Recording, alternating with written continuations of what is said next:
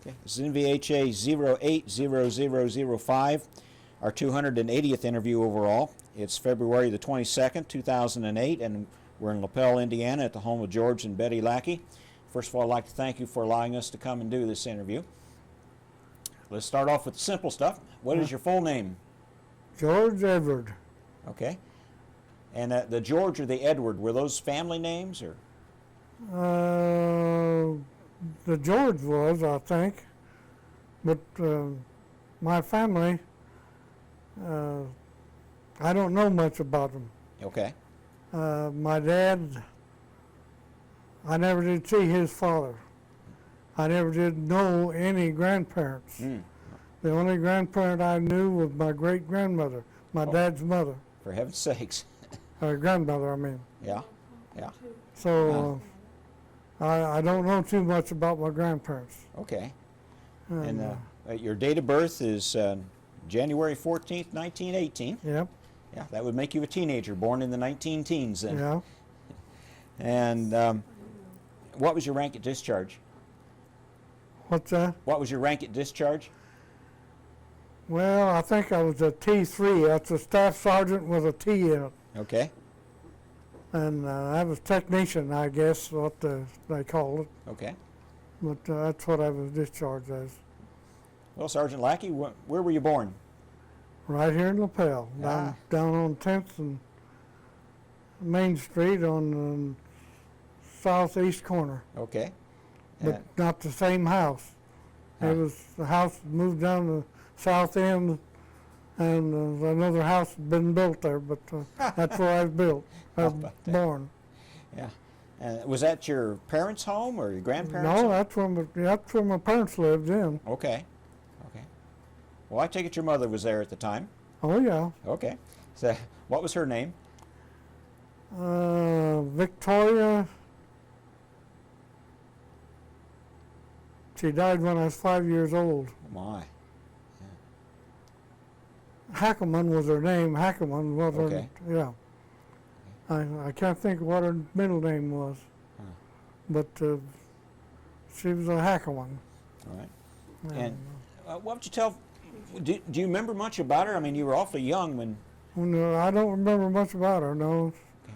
I just, a few things I remember, you know, I remember picture taken and a few things like that, and that's about all. Okay. And your father, what was his name? Chester Carl. Chester Carl. He's known as Carl around here, but Chester was what he's known as down around Noblesville when he was younger, you know. Okay. They called him Chet, but Carl was what he went by, went around Flo Iver, knew him called Carl was that name. Yeah. What would you tell folks about him? What was he like? What? What was he like? Well, Quiet fella, outgoing? I don't know what. He was a hard worker, Yeah. you know, and he was a farmer, and he worked at Guide Lamp for a while during the war. When it was in the wintertime, he was in for Bennett up there, and I don't know what it was, but it wasn't tool design. It was tool. What was the? But he worked there for a while. Yeah. Worked on presses and clutches and stuff like that, you know. Okay. But he went back to the farm when he come out, and he lived to be 88. Oh, my. So that was pretty good age for that time. No, it sure was. Yeah. It sure was. And he smoked all his life, Oh, for heaven's sakes. and so it didn't kill him too soon, but I I guess don't know, he might have lived to be 100 if he hadn't smoked the pipe. Or at least 89. Uh, Now, did you grow up here in town or on a farm? What was the situation? My son lives on the farm out there now Okay. where I grew up. 500 West, first house south of the railroad. Okay. You know where that is? Sure do.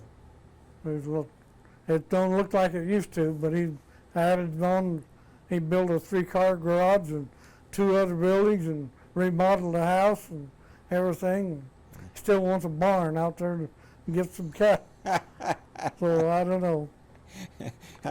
I'm trying to imagine your dad wanting to build a 3-car garage. Did he have a car? Oh yeah, I had a car, and he built the garage that was out there. Yeah. Block garage. He was pretty handy. He never had a lot of schooling, but he done pretty good. Yeah. And he could do wiring and stuff like that. And he had all kinds of tools. And if he'd have had a chance, he would have been pretty sharp, you know. Yeah.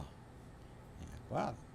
That a lot of times that works out. The fellows that have been to college and No, that's right. don't have any idea how to do anything. Well, he didn't talk to me about going to school or Yeah. doing anything like that, but I got out of school in '36, and we were just getting over the Depression, and I went to work. My birthday's in January, so I was 18, see, Mm-hmm. and you had to be 18 to work at the shop. Yeah. I had a job at the shop before I graduated, Huh. so I had to put them off a few days so I could get my graduation, and then I went to work at Guided Lamp Yeah. in 1936. So. And I remember I made 37.5 cents an hour. So that guy wasn't very far off when he offered that nickel raise. That would have been a big difference Well, then. back then he was only making about $2 an hour, Yeah. so Yeah. nickel was something else, you know. You couldn't. Now, you were 5 when your mom died. Do you remember anything about that? I mean, No, I don't remember anything about the funeral or anything like that. I remember her kind of being in bed when somebody came there or something like that. yeah. But that's about all I remember. So I don't remember much about her. Did your dad remarry after that? Yeah, he was. I got a picture in there. My dad and my stepmom. Forever, I had a stepmom, Yeah. And what was her name? Jessie Haynes Okay. Mills. She was married, and that's kind of an interesting thing. My dad went with her before he was married the first time. And he wound up marrying my mom, and she wound up marrying Mills, and they both died, and they got back together and got married. Oh, for heaven's sakes. Huh. That's kind of an unusual story, I think. I don't know. Well, that just kind of meant to be, wasn't it? Yeah, Yeah. but she was a good gal. That's And, you were fortunate there. It Yeah. doesn't always work out. yeah, I know. Yeah. What about brothers or sisters? Do you have any brothers or Well, sisters? I've got a brother Nolan out at Crown Point. He'll be 94 in March the 12th. Wow. I was 90 on January the 14th. My sister was 87 November the 30th. I had a half brother that was 12 years younger than I was, Johnny Lackey. And I had his 2 stepsisters, Frances Mills and Sarah Mills. They both married, and, you know. Sarah's married Tom McDonald, and she lives in Florida. Frances lives over in Anderson in an apartment.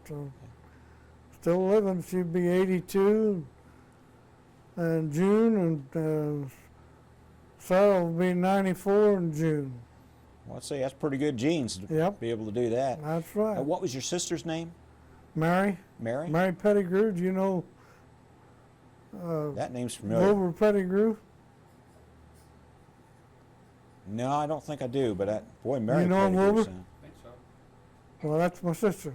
Okay. But he's in the nursing home out on Cross Street. And he's a year and 3 months or something like that younger than I am.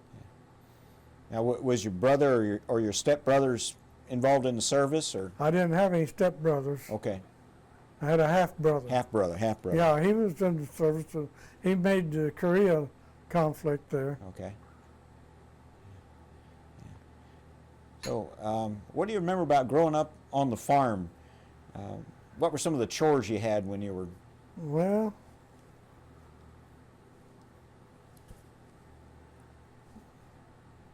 shocking wheat,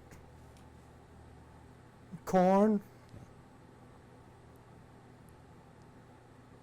and hay, and cockleburrs.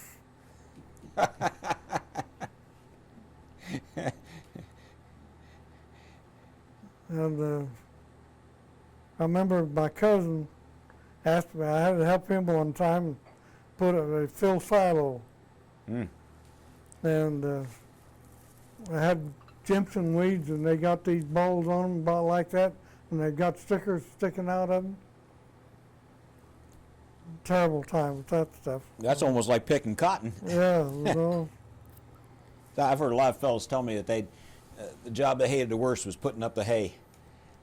Well, the hay was bad, but bean hay was worse. Ah. And that's dusty as can be. And I helped put up bean hay one time to Willis Anderson over here. And I told myself I wouldn't do that anymore. 'Cause I spit dirt for a week after that. I bet you did. Did you have any animals on the farm? Yeah, we always milked. We had a dairy at one time. Before pasteurization, we had about 20, 22 cows. We milked, and we had an aerator, they called it, and we cooled the milk and bottled it and sold it in town. And I always told my dad that if he had the guts, if we'd been Davis Dairy or some place like that, you know. Yeah. Well, that's a lot of work, though. Yeah. Milking the cows. Yeah, that's done confining. Yes, it is. Yes, and no Confined. going on vacation for a week, that's for sure. No. The only vacation we had was when my cousins from LaPel came up to spend a little time with us and help with the work, and had a bunch of kids. Now, did your dad have a tractor, or did he Oh, have yeah. horses? And the first tractor we ever had was an old Fordson. And if you tried to start them in the wintertime, the oil would make them go without being in gear. And he almost got caught in between there and the barn wall and one time when he started the tractor, and it just kind of started right at him. Ooh. But you couldn't turn them things around in 10-acre field hardly. You tear down more fences than you could get. But we finally progressed. We had an old John Deere one time, a little one, B, I think they called it. And Ford,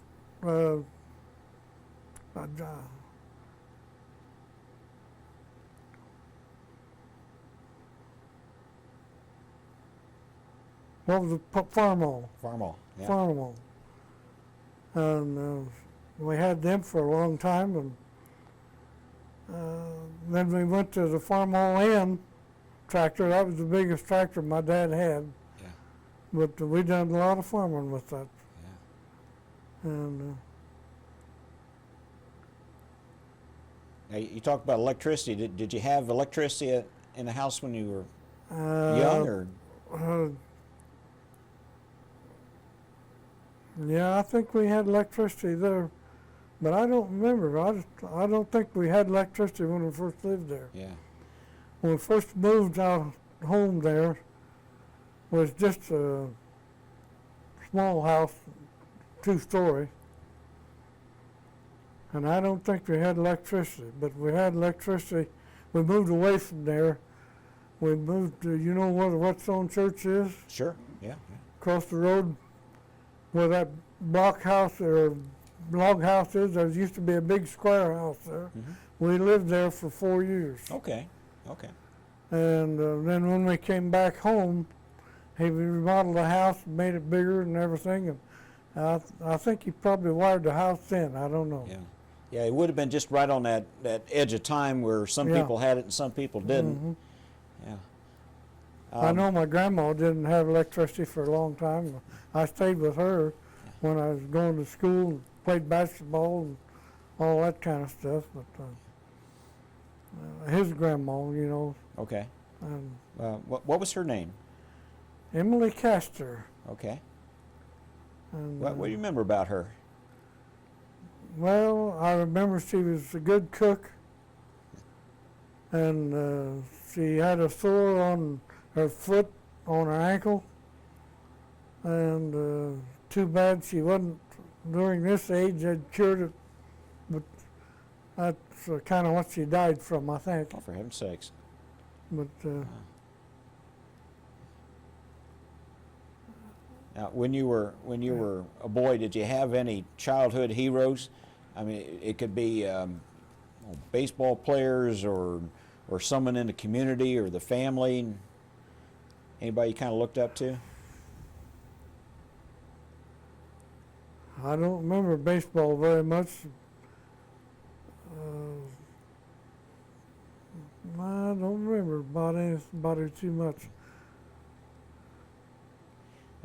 Did you have a radio? Yeah, we had a radio. There's one of them Crawley things, you know. Yeah. What everybody had one, I guess. And I remember the first listen to was listening to Cincinnati. Mm-hmm. And I remember one guy that we listened to, he played the organ and sang. Okay.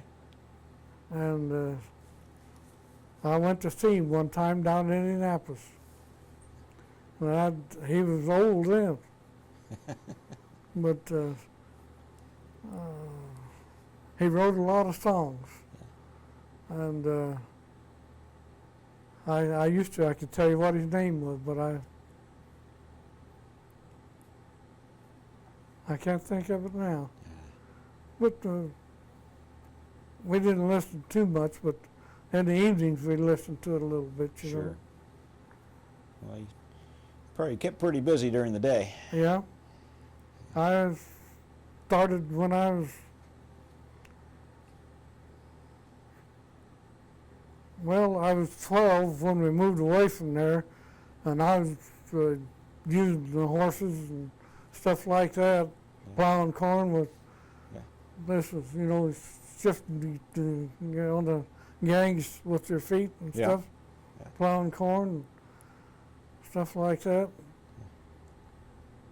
Pulling up hay, we had a fork and we used a horse, and I run the horse to pull the hay up in the mound and take it back in the where they dumped it. Milked cows before I started to school. So nowadays I see people getting on the left side, and that's not the way I always done it. We always went on the right side, you know. Huh. I always thought that was the same way as getting on a horse. You get on the left side. Yeah. Hadn't really thought about that. Yeah, you do. So how did she do? Was she pretty easy to milk, or? Well, they varied a lot between cows. Yeah. A lot of them you had to watch about kicking, and some of them were just gentle and stuff. Yeah. They varied. Yeah, we interviewed one guy that had a cow, and then he sold it to his dad, and that cow and his dad just never did get along. But he had no problem whatsoever. When we lived on the farm out there on the Whetstone place, I remember one time, this was kind of bad, but my brother at the time, he was bigger than I was and could handle me pretty well, you know. And we'd get to wrestling around and down in that bank barn where we milked. And we was wrestling around down there, and I just thought I'd get him one time. So I kind of maneuvered him around a wheelbarrow where we wheeled manure outside, you know. I got him up to that, and I gave him a push and set him right down in it.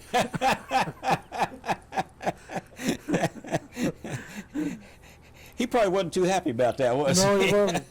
That stopped the wrestling then for a while. Well, it was a soft landing. What's he complaining Yeah. about? Oh, boy. Now, what about the Great Depression itself? I hear that most folks that lived on the farm had plenty to eat, but they just didn't have anything else. How did you fare during that time? Well, that's the way we was. We could have a bigger garden if we wanted. And we had a garden and Jesse cans and all that kind of stuff. And we had chickens all the time, pigs or hogs and stuff like that. So we made out, but we didn't, like you say, we didn't have any money hardly. Yeah. I remember my dad working for $1 a day, somebody else's corn or something like that, picking or sucking corn, $1 a day. Mm. Didn't seem like much, but then to them that dollar was probably pretty welcome. I remember my dad, he was kind of a hunter. Yeah. And back in those days, they hunted a lot, you know. And fur was pretty good price then. Mm-hmm. And he said that, I remember one time he took 5 or 7 hides to town, and he got $35 for them. Wow. And that bought him the staples for the winter. Huh. Wow. So, That was a lot of money back then. yeah. Wow. What do you remember about Lapel during those days? What was Lapel like? Businesses and what have you? What? Well, we had general stores, and everything here, hardware stores, and all that. And I remember he told a story about a gal in the hardware, and I don't remember, I guess it was him, but he went in to buy some BBs for a BB gun, and she didn't know what to charge him, and she said a pint a pound, whirled around, and he got a pint of BBs for well, he got a bargain on that. I guess he did. Now, where did your dad hunt around here? Well, I remember he used to go over to the river, over to Hamilton, and go down the river. Mm-hmm. And he used to go down to where he come from, down in Hancock County.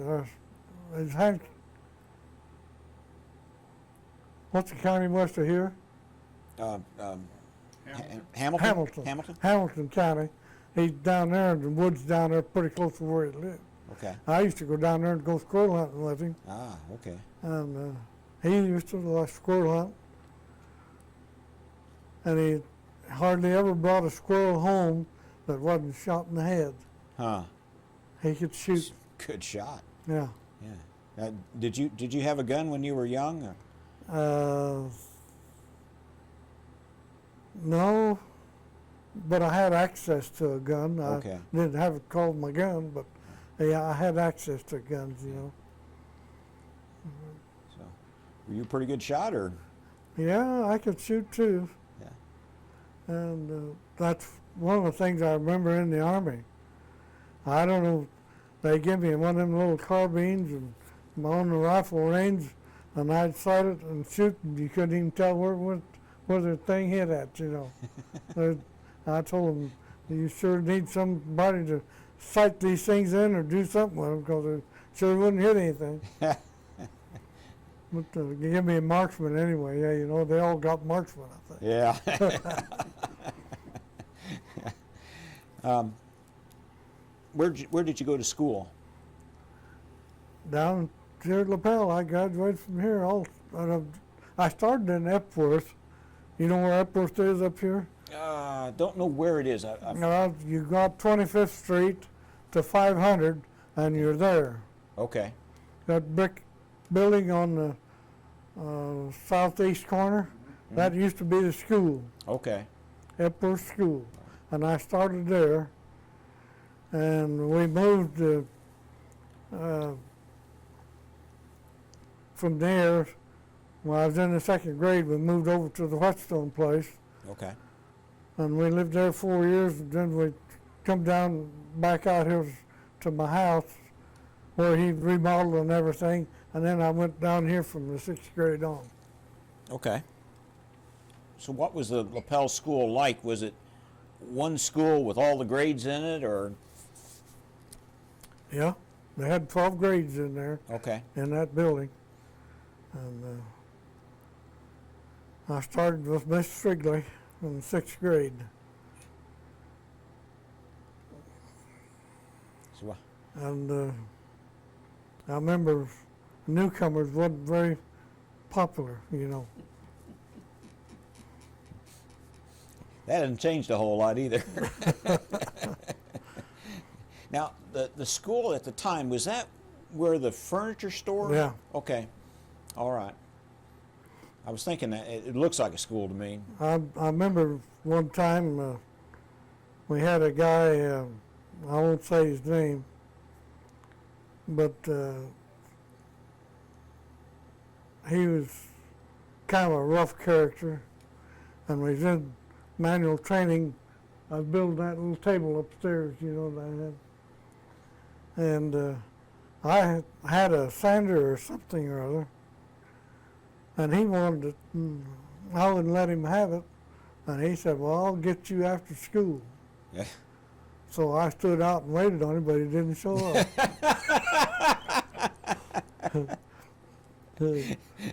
So I guess I stood up to him. That's what you have to do. Yeah. Most of them backed down. But That's true. That's true. Yeah, the way to get rid of a bully is to poke him in the nose Yeah. once, and it Right. changes him pretty quick. Do you remember any of your teachers? yeah, I remember Herman Henshaw. Did you remember him? No? No. Well, he was principal down at the Tech. The bowl team made him. They went to the state finals in '40, Okay. and he was the coach down here. Yeah, I've heard the name, but I didn't know And where I heard it. I always told him he was a better math teacher than he was a coach. He didn't last very long down there. He went on up principal down there. Yeah. And Henshaw and yeah.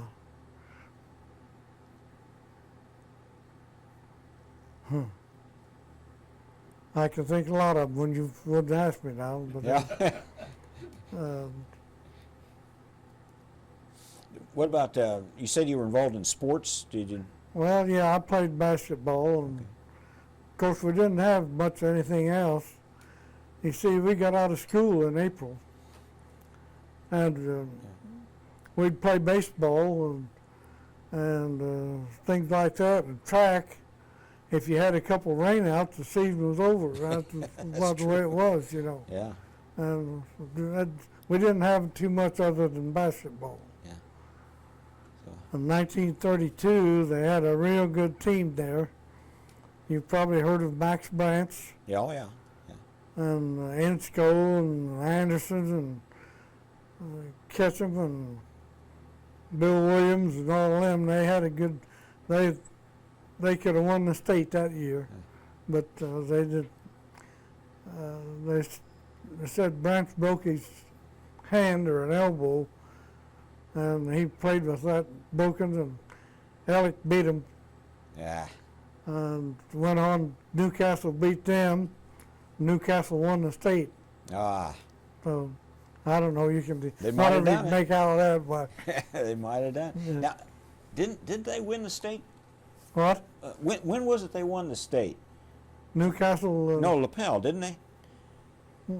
I thought that. They played in the state, and they should have won it, but they didn't. Okay. Okay. They got beat by the team that won the state. Ah. Okay. got beat 2 points. Ah, And I remember they just threw the ball up, throwed it up, and rebound, and it wanted to go in, and they got beat 2 points. now when you were playing, who was the arch rival around here? Old Pendleton was always the rival, and I think that was the biggest rival we had, Pendleton. And, Franklin was pretty good too. How'd you fare against them when you were playing? What? How did you fare against them when you were playing?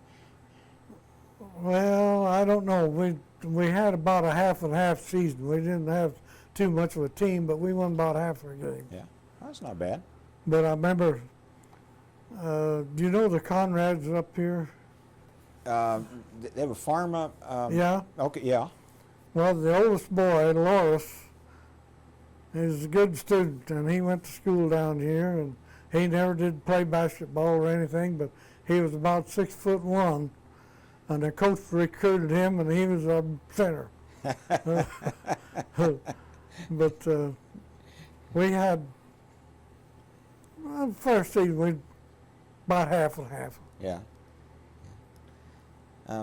What were your good subjects in school? Well, probably math was a good, I liked that anyhow.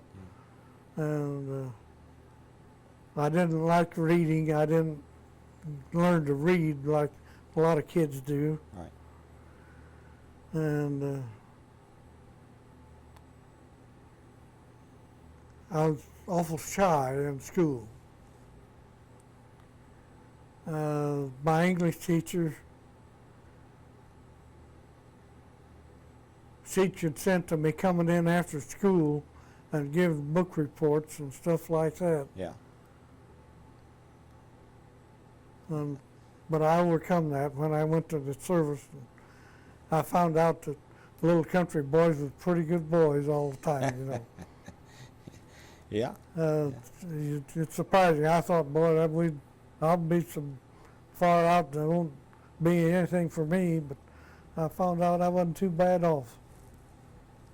Yeah, when it comes to that situation, Yeah. you really got an advantage Yeah. over a lot of the city boys. Now, when you were in high school, did you have any idea what you wanted to do when you graduated? Well, I took the academics course. I didn't know whether I'd go to school or not, but I took the academics course, and my brother had gone to GMI, and that kind of swayed me a little bit. Yeah. And he was in the tool room, I think, when I graduated. So I kind of led that way, you know. Yeah. So I'm glad that I did. I went to apprenticeship in guide lamp, and I graduated from there, and I was the only one that graduated that year. Huh. Must have been pretty good. Yeah. Most of them quit before they got their 4 years in. Huh. They'd start and do a couple of years or something like that, and then quit school. Oh, gee. But I went through it. Now, you graduated in 36, and of course the war started in 41, so you had about 4 or 5 years there before it kicked in. Did you go to school in the fall or You mean apprentice or? yeah. No, it was a night school. Okay. It's 2 nights a week, and we could work, it's on-the-job training, like, see. And So did you go to work at Guide right after high school? yeah, I Okay. went there in 36, All right. and I worked in production. All right. And I was in production for 4 years. I tried to get in GMI, and I didn't make that. And they come around a little later and said, "How about apprentice course?" And I said, "Sure." And that was in January of 41. I was in apprentice course about 6 months or less than that maybe when I got the call to go to the Army. Okay. And the only thing I remember about that, they took 10 of us over to Pendleton, and they was all 21 to 27, I think it was the age group, Right. single, and they took 5 out of the 10, and I couldn't believe that. Huh. But must have been pretty strict on them then, you know, and They- only half of them go. Yeah, they were But right they at first. changed that later on. They sure did. Uh, Now, you and, say you were doing production work to begin with. What was the situation? What were you working on? Well, I started out in small assembly, and I was in assembly for a good while, and that they built the plant on south down there, on beyond there, and I worked on the repair bench then, Okay. and that was on fender lights. You know, you've seen these little long fender lights. That's where I was working when I was called in the Army. Huh. But I'd work on fender lights, and they'd crack them lenses every other one. And the boss didn't know it, but I seen him taking guys and showing them, and says, "What's this guy now?" But I was pretty handy with my hands and everything, and Yeah. every time I had to was off or something like that, they had 2 or 3 guys there that just stacking them up. Huh. But I'd done it by myself when I was there. But that all halted in June of '41 when I went over to Pelton, got on the bus, and joined the Army. So that would have been before the war actually That was started. before the war. Yeah. The draft had just been around for what, about a year or so? The what? The Oh draft? yeah, it started in October of 1940. Okay. Okay. And I was called in June, and I went to down to, what's the fort down at Harrison or? yeah, Fort Okay. Harrison. Okay. And we went down there and was 4 in the end, and we was there for a couple of days maybe, something like that, and then they put us on a train and went to Fort Sill. Okay. Okay. At the time, did you have any idea that we'd wind up in a war? Did you give any thought to that, or? No, we was all singing, "Goodbye, dear, I'll be back in a year." No, I hadn't heard that one. So, Didn't work out that no, way, did it it? didn't. It changes that real quick. And I got to Fort Sill, and they put me in the mechanics battery, school for mechanics. Okay. And that's when I learned to be a truck mechanic. Okay. And I stayed there for almost 3 years. Huh. But you see, this was before the war when I got there. Yeah. So I needed people in the training center, and they kept me in Chadry there for almost 3 years. I was a sergeant when I left there. Holy smokes. And then they come around and said, no, they didn't ask, I don't guess. They just come around, they picked us and said, "You're going to air school," because they had the airport there. And they said, "You're going to air school," and that's on the little planes. And they had 3 planes, all the same kind, you know. Right. Ironicus, Taylorcraft, and the Piper Cubs. And they all, And you're in air school. Is this at Fort Sill or? yeah. Okay. See, that was air observation school there for artillery. Okay. And they used airplanes, and they had balloons there. And believe it or not, they had horse artillery when they first went there. Did they really? Yes, sir. It wasn't all a horse, but they still had horse artillery. Wow. But they got rid of them pretty quick. But Yeah. I but reckon. yeah, we went to the air school, and we never did fly, but with the pilot, you know. Okay. But we learned the parts of the plane and the engines and all the rig 'em and how you set them up and everything. Now, was it a mechanic school, or were you an observer flying with a pilot? No, this was airplane school, and we was going to be a mechanic on the planes. Okay. And when we flew, there's another guy with us. We didn't fly, Okay. but they took us up once in a while and everything. But mostly it was classroom stuff, you know.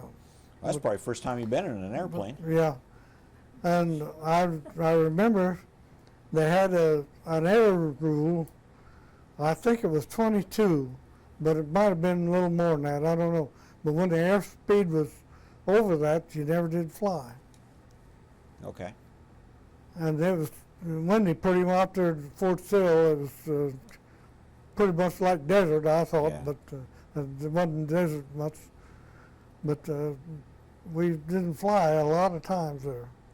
We had stayed on the ground. But we got to Okinawa on Kadena, a big strip there. We moved in there the first day, and we flew off of that for 2 or 3 days, and the Navy come in there, and they moved us out, Huh. and we had to just come in there from the side and take off there whenever. But the thing I remembered, when it was windy, the Navy fires, the pilots, stuff on the fighter planes and torpedo bombers and all that wouldn't fly, but we'd fly them little Cubs. Oh, for heaven's sakes.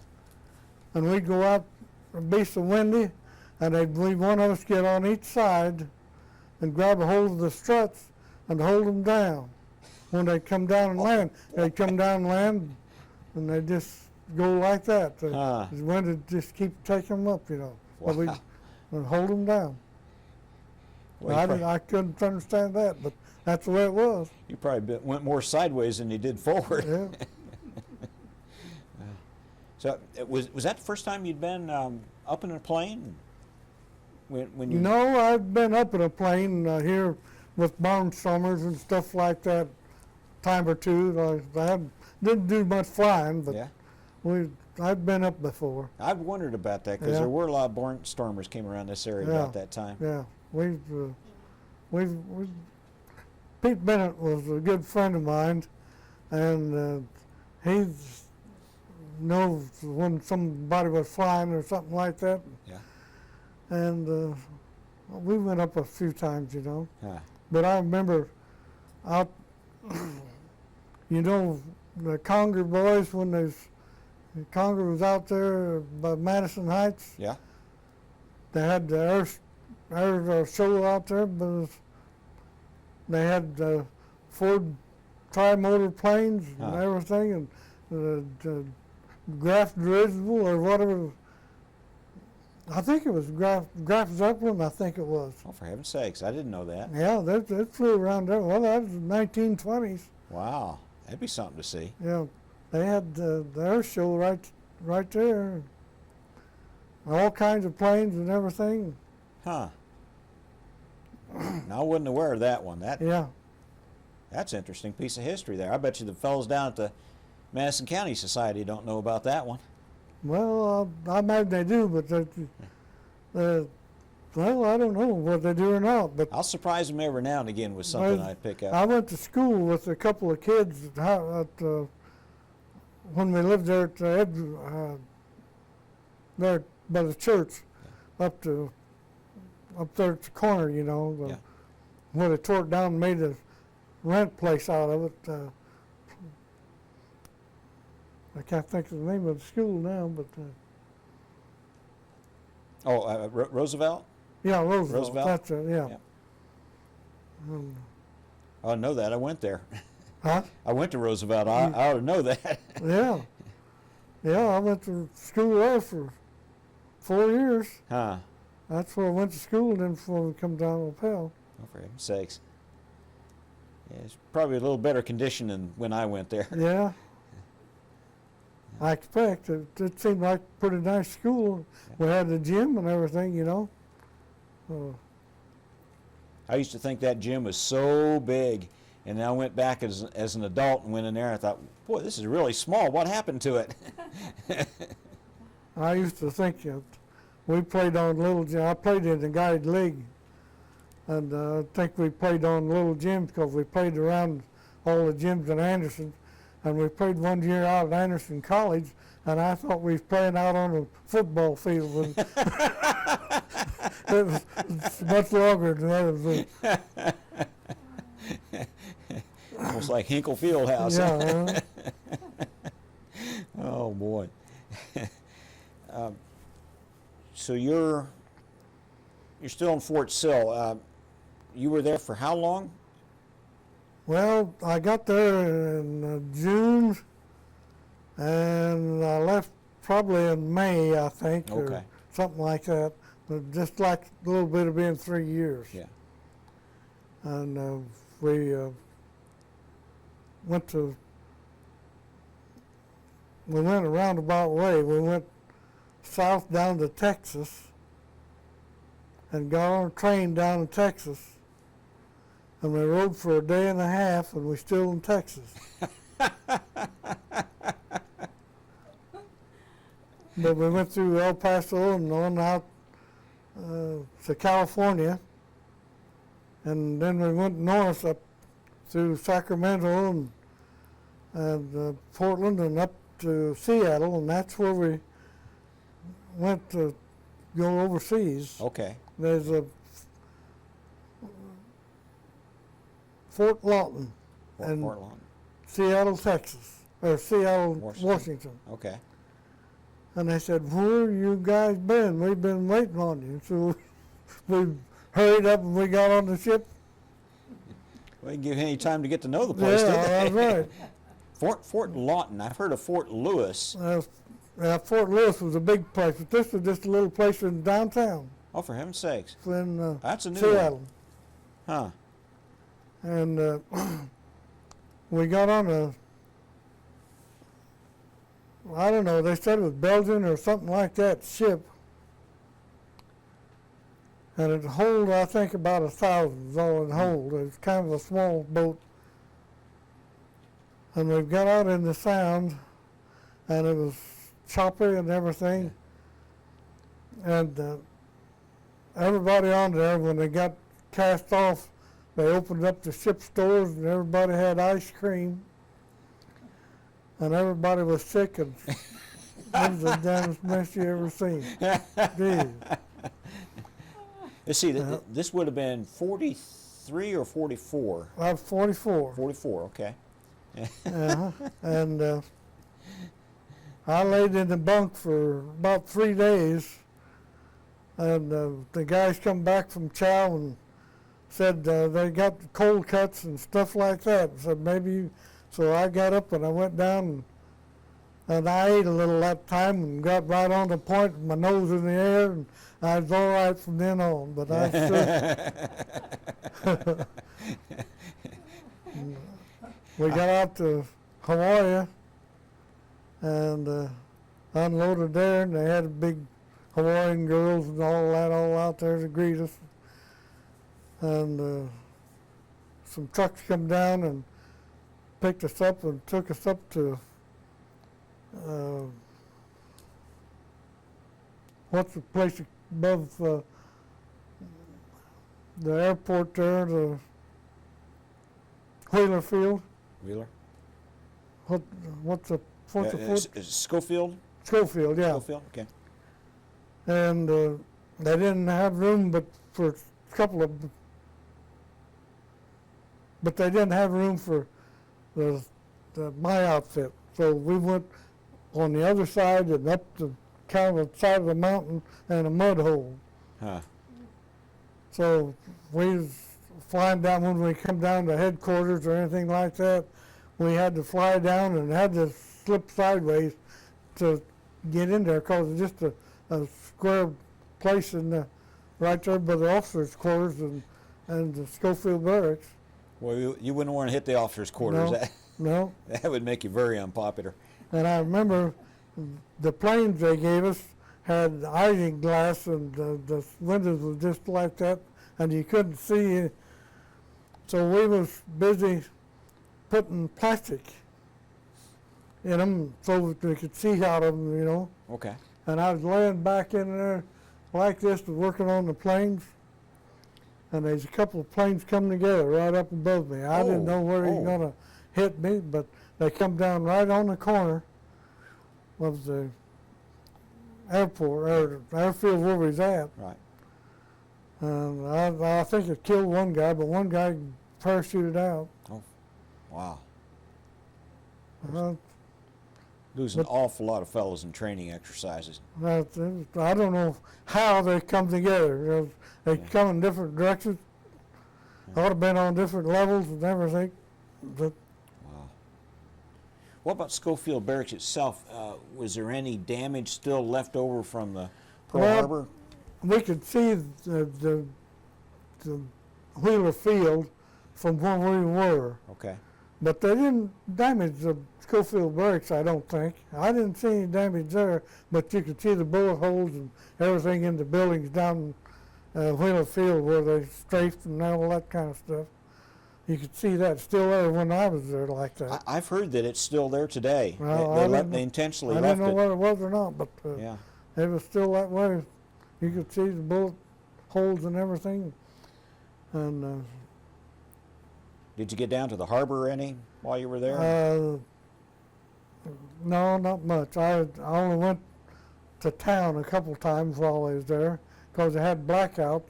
And if you went any place, you had to go in the daytime, and you go night, you had to close the windows and everything.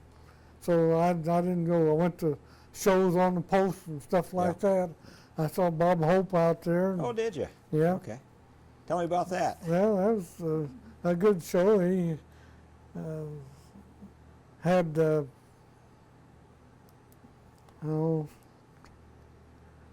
Jerry Colonna? Huh? Was Jerry Colonna with him? yeah, he was with him. See, And, Frances Langford went Frank, with him. yeah, that's Was she? right. Yeah. Sings on the Glenn Miller story. She's the singer on that show too. Oh, okay. Yeah, yeah. With Francis Langford, and I seen them. But we went down to the down to hell, I can't even think of the name of the town now. Yeah, Honolulu? Yeah, Honolulu. We went down to that and seen down there, Yeah. you know. So, So it sounded like you were in Hawaii for a while. from the time we got there till about September the 10th or something like that. That's about 3 months or something like that. Okay. Okay. And while we was in Hawaii, my chief pilot I had 2 pilots and 2 planes. You want to take a ride with me? And I said, sure. I said, where are you going? He said, we're going over to Hilo. And I said, well, where's that? That's on Hawaii, he said.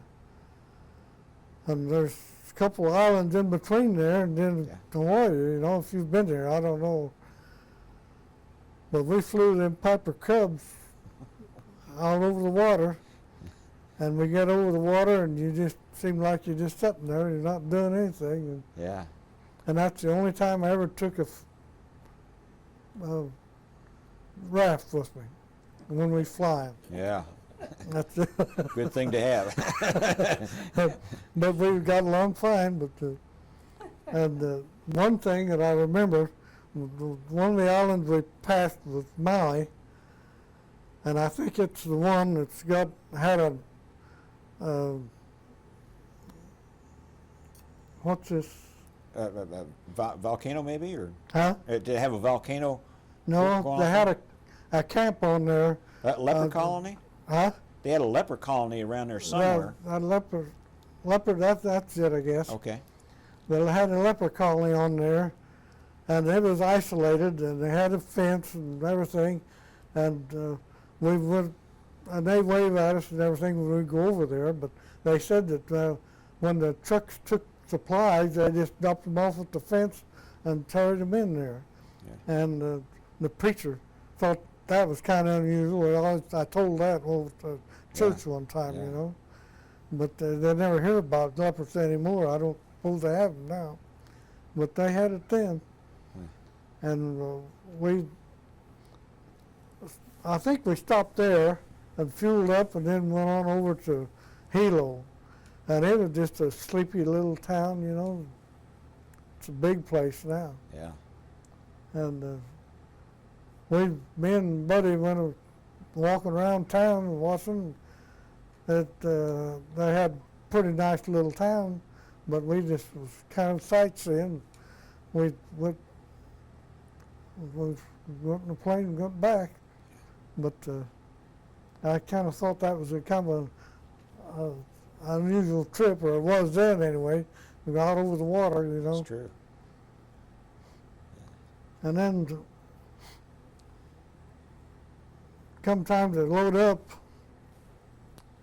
they put 500 of us on an LST, combat loaded, LST 242. And we started out and we stopped down the islands down there. I can't remember which one it was, but we stopped there for a little while and they changed our orders. We were supposed to go to a little island called Yap, way out in there someplace. Yeah. And they said, we're going to bypass that. We don't feel like they can do any damage or anything. So we went down across the equator, down to Manus Island, where they made up the task force that goes first operation in the Philippines. Okay. And we sitting down there and waiting on them. And they congregated there. You could ships all you could see. Yeah. Battle wagons and aircraft carriers, dime a dozen almost. Yeah. But the thing that I remember, it was hot down there, and I just wore my short, and I turned them up, and that's all I'd wear, and the little house slippers. And I stood under a gun turret and watched seaplanes coming in and going and everything like that. And my feet got sunburned. Oh. And I couldn't wear my shoes. And I thought we was going to land in Haiti and not even have shoes on. That wouldn't have been too But good. I got my shoes on. Yeah. But them planes, they took them in a box. It looked like a piano box, only bigger than a piano. Right. And you took the wings off and the tail and the prop and all that and everything, and you put them in this box.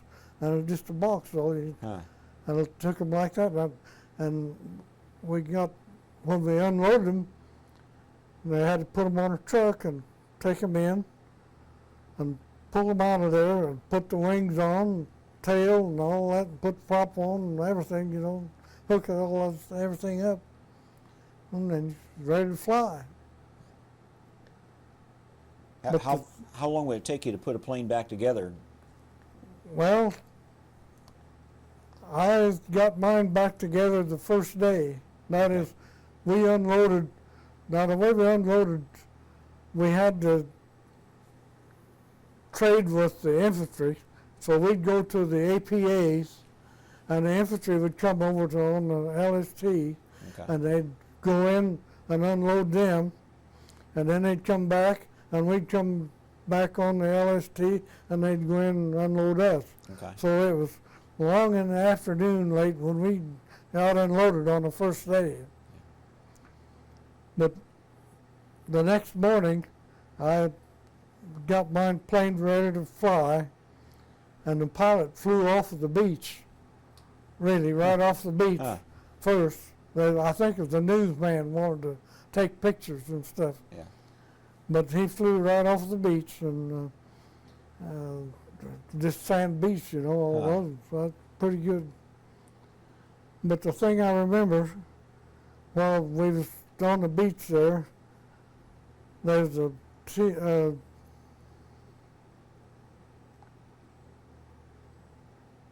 TBF, I think the Grumman plane, you know, for one of them with the square wingtips and everything, Right. as identifiable as anything. And he flew over, and somebody shot him down out there, right out there, Oh, just gee. offshore a little ways. Wow. And but the people had never been in service or any place, get excited and everything. So it was our fellows that shot him down? Well, I think so, yeah. Oh, boy. And we went into an airfield that was inland just a little ways. Oh, well, I'll tell you, my first experience with seeing anybody shot. And when we got in the trucks and started up the beach to the road that went in a little bit, there was a guy who had a bullet hole just as thinner as he could hold it up to his head and hit him. And he was just right there. He didn't move, I don't guess. But that was my first experience with anybody being shot. And we went on into the airfield, and it was pretty close to the beach, though. And I remember, I know now that there's some aircraft carriers out there got in trouble, and there's some airplanes come in looking for a place to land, and there's a plane come in and landed there, and there was a gasoline truck went down, and he was fueling up this plane, and here come another plane. He come down, but he run into him. Oh, gee. Oh. I never did know any of them or hear any names or anything like that, but that was some of the first things I saw, you know. Oh. Well, bad enough when the enemy does you in, but when you do it yourself in, or... But our Each plane other. was all right, you know, the little plane, but at least you could fly off, I don't know how long it would take now, maybe 300 yards you could take off, you know. Yeah. But a lot of times they just call in a bulldozer or something just to take off a hill and something like that and fill in a little veil or something like that, and Yeah. we could have a strip to fly off of. Yeah, because they wouldn't take much to get in the air. Huh? They wouldn't take very much to get into the air, No, would they- they? No. But we flew off of 3 different fields there in Lady, but we heard one time about there's Japs are dropping some paratroopers down in our area, but I never did see any activity of it. But Yeah. they all took precautions, you know. We all went up to one airfield and kind of had a barricade around it, you know, but we didn't see anything. So I don't know where they went. They just disappeared in the country, I guess. I don't know. But we went across the island. We landed on Lady. It was down south of Tacloban, and well, 20 miles or something like that, close to where the river come out, Okay. because they used the river for a water point. And we crossed the mountains and everything, went over to Bye-Bye, that's the town on the other coast, and then went up to Ormoc, and that's where I seen, I'm pretty sure, where Kennedy had a PT boat. Yeah. I think they had PT boat. There's a couple or three of them, maybe four, I don't know. But some of them was there, and some of the guys said, well, you could go out with them. And I went and talked to them, and they said, well, if you haven't had any machine gun experience, and I said, well, I haven't fired a machine gun, so they didn't take me out. So maybe I'm glad I didn't. I don't know. Yeah. Yeah, we have yet to have talk to anybody who was on a PT boat. There weren't that many of them. Yeah. That would be an interesting story. But while we was there, it was the only house that I saw on the island. It was a house kind of built up, Yeah. board wood fern, and it kind of come up like kind of a grade up to it. So the field went that way, but it rained quite a bit. And the general come down one day and wanted to go up and look over some area. So Jack, I can't think of what his last name was, but first of all, we had 4 batteries, and in an outfit, and there's 4 outfits. And you had one air unit for a battalion, see? Okay. And they had 4 battalions, so that's 8 airplanes, and you had headquarters, which was 2 more planes, so 10 planes altogether. And the general come down and wanted to go up, so Jack wanted to use my plane because it would rev up about 2,300 RPMs. I wondered about that. I think if the RPMs went up, or your pull went down a little bit, yeah. see, you use the proportion. So usually you get about 2,100 or a little more than that. But he wanted to use that, had the high RPM, so he took the general up, and he come back, and they landed on the upstream, but it was muddy, and I seen he had the brakes on these sliding wheels, and he slid right into the garage, but it didn't hit a thing. The wing wasn't that far from the garage, and the engine was inside and everything. And the general got out of that, and he said, we won't have a reoccurrence of this. Well, I could have left him out in the mud. But it was kind of a tacky place to fly out of, but that was the only one we had. Yeah. We had the stream down there, and the place where we could go out and take a bath is about waist deep. And we'd go out there and we could play around and take a bath and wash, and everything. 2 or 3 days after that, I heard they found a dead Jap up the stream a little later. Oh, good grief. I'd be a little afraid of what would be in that water, being in the Philippines. So, how close were you to the actual fighting? I mean, were you 10 miles back, 20 miles back? 20 miles. I mean, I don't know.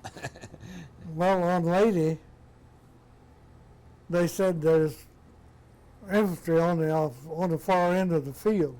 Okay. That's pretty close. Yes, it was. That's real close.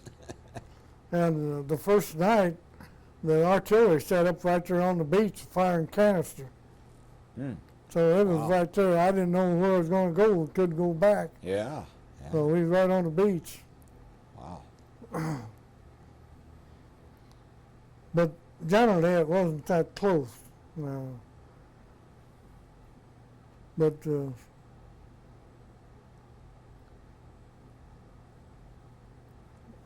I don't know. On the October the 28th, they had a rule, an order, that at 6 o'clock in the evening, all our planes would be on the ground. And that was about dark. Yeah. Just before dark. So my plane come down, and I just went out and got in the plane, and the pilot went on in his tent, and I taxied up to the tie downs and tailed it around, and I heard a heck of a racket, and I looked up, and there was a plane coming, and it was just like you see in the movies. Yeah. And the gravel and shot, I don't know what all was gravel and what all was bullets, but it's coming right at me. And so I didn't take time to get out gracefully. I just went out head first, and I was smoking then, and they had pockets in here, Yeah. and I had it in a pocket here, a vinyl case. And it was real sturdy. And I didn't know it at the time, but I got hit in this arm, and after everything got straightened around and got up, the blood was dripping off my fingers, and Huh. it hurt. And then they got me right through the chest, I thought. Holy smokes! Wow. But I had a couple of broken ribs from this cigarette case in the pocket there. Huh. I fell on that when I went out head first. So they took me to hospital that night, field hospital, and I come back the next day. And I tried to crack a plane, and boy, I couldn't do that for a while. Well, So I bet you're found pretty out- sore. Yeah. Well, I've always heard that smoking's good for your health. That. Well, I don't know. That's the way everybody else was doing, I guess. Yeah. Leastwise, it was in that case. Wow. Yeah. Yeah. Did But- they did they come around and bomb the place very often? Well, that's funny. We didn't get very often. But after that, all the people we was off to ourselves where we had a place to fly off of, see. So I just had 5 people, 2 pilots, me and my helper, and a machine gun truck driver. Huh. That was my section for the Yeah. whole battalion. And everybody said, boy, you guys got a pud, you know, you haven't got any supervision or any things as reveille or any kind of thing. Yeah. And after that day, we couldn't hardly get anybody over there after that.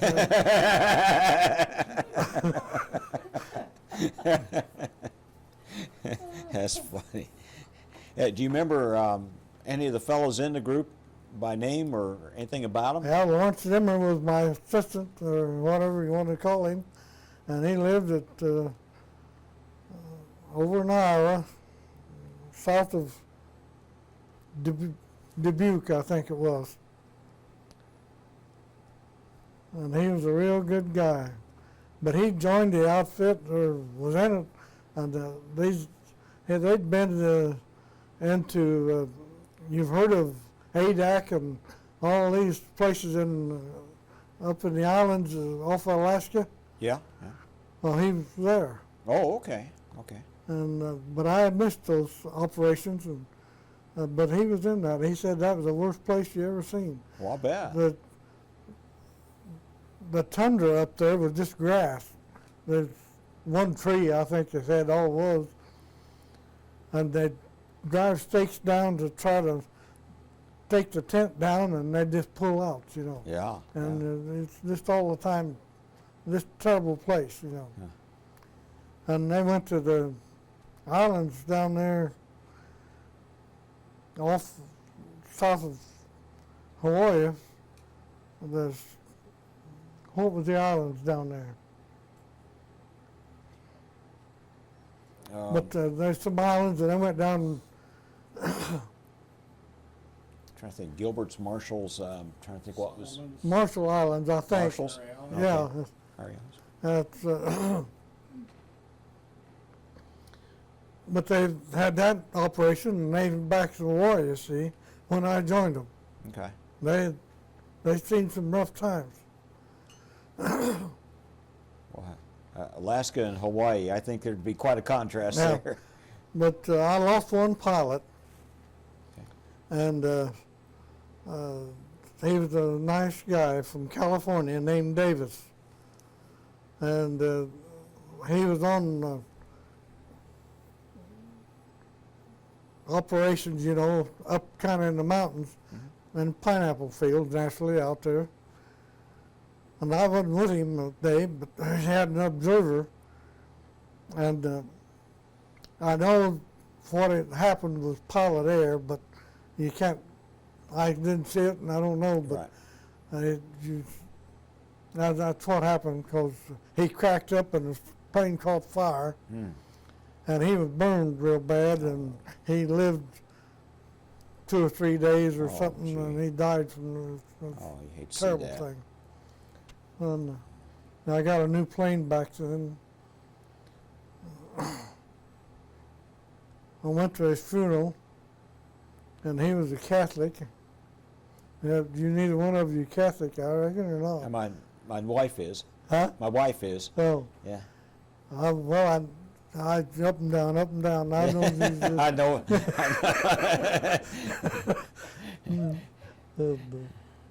But I was sad. I always thought I'd like to see his folks, but it's too late now. Yeah. So, but he was a nice young man. Lawrence you say Zimmer was his last name? Yeah, Dimmer, D-I-M-M-E-R. Oh, okay. Lawrence Dimmer. Is he still around, or? No, he died. I stopped a couple times when we went to Minnesota fishing, Okay. and I didn't catch him at home any time. I didn't get to see him. Yeah. Who else was? Huh? Who else was in your group?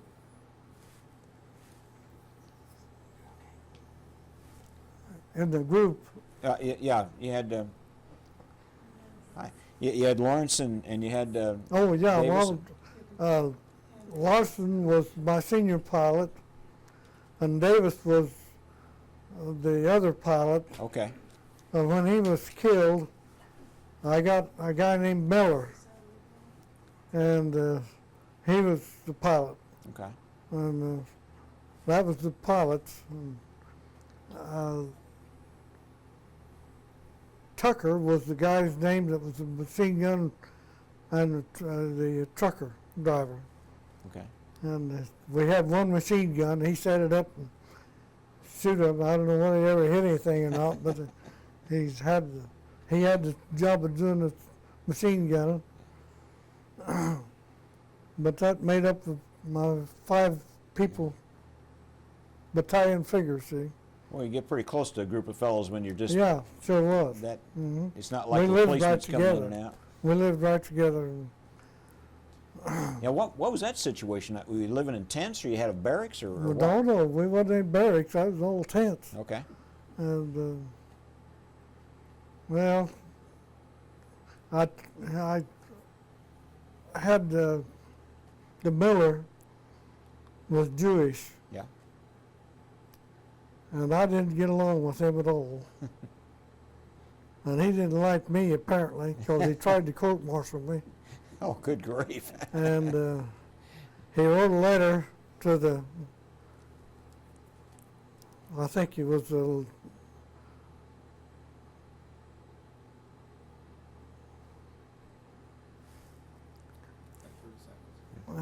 shoot.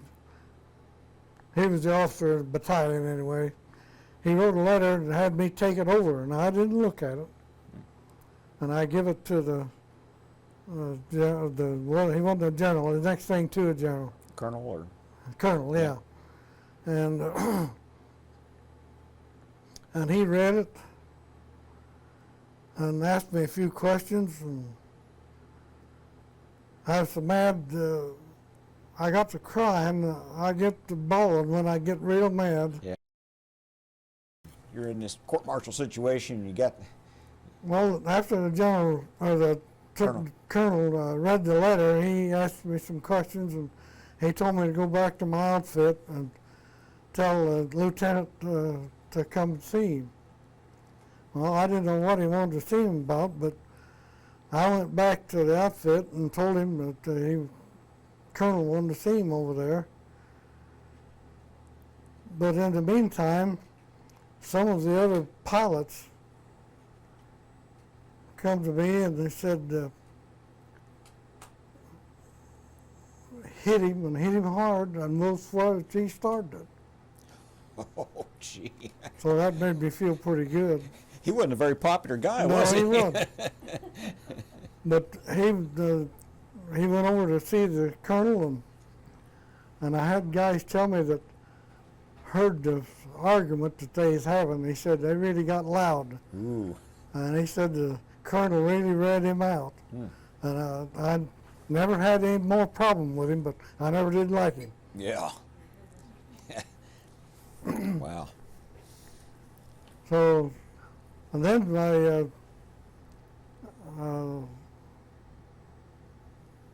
senior pilot came back.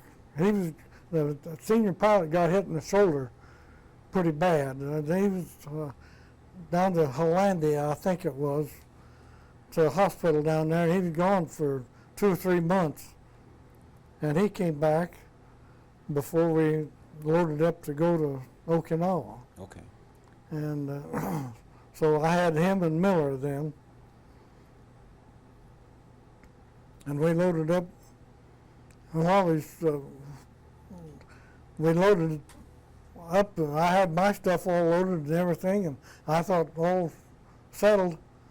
I heard that my brother-in-law, Angus Boone, was on a Hector, the repair ship, out in the bay there a while. For heaven's sakes. So I hitched rides on mail boats and stuff till I got out there. And I got out there, and it got kind of late. They said, "Why don't you just stay all night?" And I said, "Okay." So we got in, I stayed all night, and I had 2 or 3 kinds of chow and all that, you know. I got in the shower and scalded myself with hot water and all that kind of stuff. And I finally got back home, and they said, "Where have you been?" And I said, "Well, I've been out to see my brother-in-law." I said, "They come looking for you. Had you on schedule for overseeing and loading the ship down there." And I didn't know anything about that. So that was when I wound up lady. So from there we went to Okinawa on another LST. Before you get there, I got a couple of questions that came to my mind. First of all, when you crossed the equator, did they have some kind of shellback ceremony? That I wasn't involved, but my hair was pretty short and everything, and they initiated the captain or whatever he was, you know, pretty well, and sheared his hair down through the middle and all that, and an electric torch or something, you know, everything like that, had all that stuff. Yeah. We all enjoyed that pretty well. Yeah. But I was lucky that I didn't get involved in that. But we went through the equator, and we went through it again when we went to Lady. They get pretty crazy on those things. Yeah. Yeah, and you're right. Even if it's the captain, if it's his first time across the equator, he has to go through that ceremony. I looked like they wasn't doing very good for the captain, but he took it pretty good. And when you were hit, when you're taxiing the plane and you got strafed, did you get a Purple Heart for that? Yes, I did. Okay. I got a Purple Heart here in the box. Okay. Yeah. It was pretty minor. It was a piece in the arm here, and the doctor that come over in a Jeep, he come flying in there and looked at me, and he was looking at it and feeling around, and he got a hold of it. I just jerked like that and took it out of there, and he said, "Well, that's the best way." Yeah. But he said, "You better go to the hospital." And I went to a field hospital just for that night. Yeah. And in the meantime, I didn't know that I had a couple broken ribs, but I found out when I got back. I couldn't crank the planes or anything. Huh. Well, I wonder if you may have come across my neighbor. He was in what was called a portable surgical hospital. It was kind of like a field hospital, and he was in the Philippines. Yeah, Ike Lamy. That'd be interesting to know. You might have crossed and didn't even know each other. I didn't know anybody in the hospital and anything like that. Yeah. But I talked to some of the guys that was in the hospital, and that was 8 days. And they said that their outfit had lost half of their people. Wow. So that sounded like kind of a big amount, but I guess you could Philippines. lose that many in one battle. That was tough fighting. Yeah, That was really, and people don't realize how bad it was in the Philippines, but it was really tough. that's right. Yeah. Now, where was the hospital, the field hospital you went in? Well, just out there in the field. Okay. I mean, this is on Leyte? Or? Yeah, on Lady. Okay. Huh. I'll have to check back with him and see exactly where he was. Yeah. All right, so you're getting ready to go to Okinawa. This was probably about March, maybe, of 45? February, March time frame? About March the 23rd. Okay. That'd be about right. About, because it was April the 1st, Easter Sunday, Uh-huh. when we landed on Okinawa. Yeah. And we went into the sea on the in the coastline, and we landed in a lot of coral they had on there, and trucks was going this way and everything. But we got unloaded, and we got up to kind of a bank. They had a high bank there, and we was up on the bank, and I seen about 6 planes come over in formation, and from right underneath they looked like not TBFs, what was the gull wing? Oh, Corsairs? Corsairs? Looked like Corsairs because the wing shaped like that from underneath. Yeah. But about that time, and here he come down, and he hit right off the fantail of the ship I was just on. Oh, for heaven's sakes. Well, that's not one of ours. Yeah. I thought it was one of ours. Huh. But Now, we- what kind of a ship did you, from Huh? the Philippines to Okinawa, what kind of a ship did you take? Was it an LST or LST again. okay. Yeah, I don't remember the number on that one, but I was on board 41 days, the LST, combat loaded and everything, 500 soldiers on an LST, was eating on the outside, sleeping in trucks on deck and under the decks and everywhere you could find a place to lay down. Yeah. And we had a couple pontoon bridges on each side, and it was riding so low that it hit the water on this side, it'd shoot over, hit the water on that side, shoot over, never end. Huh. It was always wet, just all the Yeah. time. Yeah. Mm. Wow. Now, when you say you landed on the first day, on April Yeah. 1st, what can you tell me about the bombardment? You must have seen some of that. Well, I didn't see any of our bombardment on in the Navy part of it. Yeah. Before we went in, the Navy was shooting all kinds of stuff all in there, and you could hear it. If you can't hear it, that's the danger. Yeah. You hear these rings and stuff and going, going like that and stuff. That's no trouble. But we've seen them bombarding there, and it looked like they couldn't be anything living there after they got done, but they was. Yeah. Sure was. Could you actually see any of the battleships? Were you close enough to? What? Were you close enough to see any of the battleships? Well, Shooting the them. battleship stuff firing like that, yeah, I saw them firing into the island, Yeah. but they quit when we went in, Right. And Now, what did you go in with? First wave, second wave, what?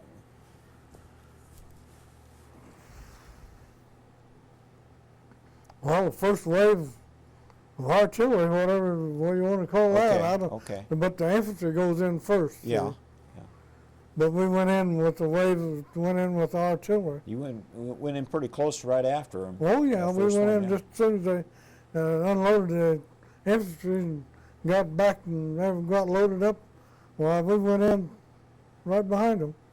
Now, there wasn't much resistance there on the beach when they first went Well, in. I dug a hole in the sand and the water had run in it. That's, Like a good dad do. Well, that's what I said. The only place to go backwards, Yeah. if we had a breakthrough. Now, did you head toward the north end of the island then, toward the airfield, or? Well, we went north just a little ways to a road that went in, but it was still south of Tacloban. Okay. And we went west. No, let's see. That's west, yeah. Yeah. We went west across the island that way, and then we crossed the mountains later, and on the other side we went north again up to Ormoc. Okay. And from Ormoc we came back around into where we went in to start with, and that's about where we loaded up to go to Okinawa then. So. Okay. So, I've heard it said that the Battle of Okinawa started off pretty easy. Yeah. Because the north half of the island Well, was they captured had pretty some quick. spearheads or whatever on the south end, Yeah. and we had them thinking that that's where the attack was going to be, and we went around and went into about the middle of the island, right up there where the Tacloban or Kadena Right. airfield was. See, Okay. right up there to the east end of it. No, the south end of it, rather. Okay. That's what it was. I get mixed up with, but that was the south end of the Kadena. And we got up there and we flew off of there for 2 or 3 days, I don't know how long, but then the Navy come in with the ships and set up there, and we had to move off of the field, and with just runners, to the side. Yeah. And we'd run out on the field and take off there, but we didn't use the runways anymore. But that's where I'd go out and have planes down. They wouldn't fly because they were too windy, but we flew them little You'd cubs. fly. Yeah, but you would fly. Yeah. Oh boy. Now, did you get into any of the fighting on the south part of the island? Well, I didn't get into it, but then the I mean, as far 7th as Infantry. flying. Yeah. I've got a picture here to show you the infantry, well, it wasn't the infantry, but all, South Korean or Americans on the Okinawa. It's a pretty sizable thing, Yeah. the cemetery there on Okinawa. Yeah. And You got tough in a hurry when Yeah. they started going that direction. yeah, and the Navy, I never seen so much ammunition in the air. I don't know how they could even haul that much. Yeah. Yeah. There's so much of it. But surprising, Japanese Zeros would get through that. They'd get through it somehow. A lot of them got shot down, but a lot of them got through it. Yeah, so you probably saw several kamikaze attacks. Yeah. Well, yeah, they come down kamikaze a lot on the Navy. Didn't come in on the land, but they come on the Navy, and they're pretty bad. We could see the fight going on. We just, could watch, but when the Navy planes kind of got low and the guys shooting at them, they shooting at us too. Yeah. Yeah. You could hear it hitting on the island, so we find a place to get down, You can hear it coming in. But we never did get hit by it, but when we was on Okinawa, a lot of times the latter part, we was on the east coast in a place that's I'd call them a gravel pit here, but it's a kind of a dugout, you know, Yeah. that the tents at the top of them just about be level with the ground. Okay. Okay. And that's where we was located. And when I know the night the war was over, they got the word anyway, we was over to the next outfit to a movie. We didn't have enough guys to have a movie, I guess, but we could go over to see a movie over there, and we sitting out on the ground and started shooting around, and just everywhere was gunfire. So we beat it back and got down, so it was going over us, you know. Yeah. We got out of it. But I heard something, I don't know, it seemed like 27 was killed that night just from this kind of Oh, for heaven's gunfire. sakes! Wow. And I'm not surprised because it was dangerous. It wasn't fit to be in, I'll tell you. Yeah, it can get pretty wild in a situation like that, and everybody's got a weapon of some Well, kind. after something like that, you get excited, and it's kind of hard to imagine, I guess. Do you remember hearing about Ernie Pyle being killed? Yeah. How did the word get around to you? Well, that was on an island just south of us, and I think Peleliu or something like that, maybe. Aishima. Well, okay. Yeah.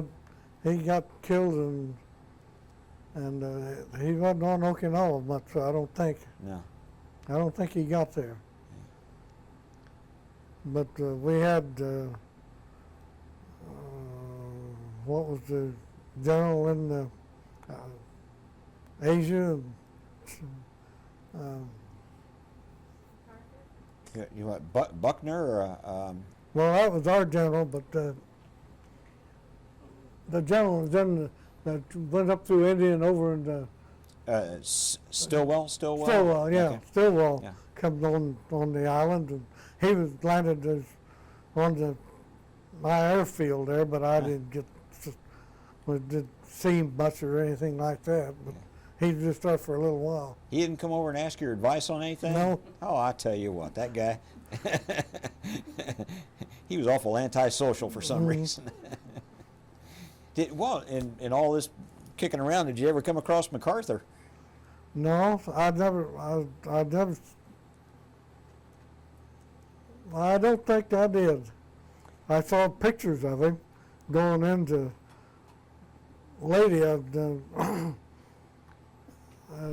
that town that I named a while ago. Yeah. It said the first day, but it was about the third day when he waded in, you know, and all that.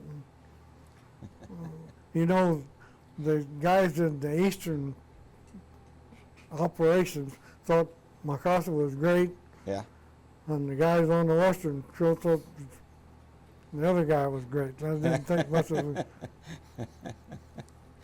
Yeah, McCarthy, you had very strong feelings for him one way or the other. Yeah, he did. Yeah. There wasn't But Truman took him out of that. Yeah. Yeah.